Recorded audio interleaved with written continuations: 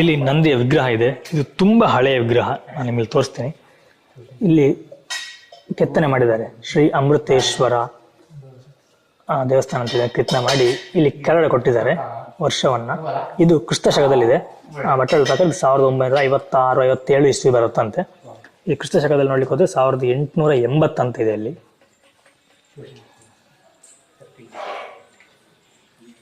ಇನ್ನೊಂದು ಇಲ್ಲಿ ವಿಶೇಷ ಅಂತಂದ್ರೆ, ನಾವು ಪ್ರತಿಯೊಂದು ದಿವಸ ಹೋಗಿ ನೋಡ್ತೀವಿ, ಇಲ್ಲಿ ಕನ್ನಡಿ ಇಟ್ಟಿರ್ತಾರೆ. ಬಟ್ ಈ ಕನ್ನಡಿ ಯಾಕೆ ಅಂತ ನಮ್ಗೆ ಗೊತ್ತಿರಲಿಲ್ಲ.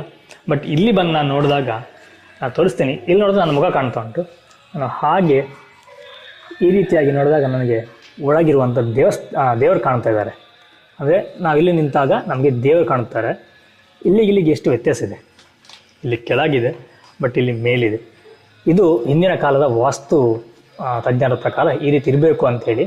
ಅಂದರೆ ಒಂದು ದೈವದ ಕಲೆ ಹೊರಗೆ ಹೋಗ್ಬಾರ್ದು, ದೇವರ ಕಲೆ ಹೊರಗೆ ಹೋಗ್ಬಾರ್ದು ಅನ್ನೋದು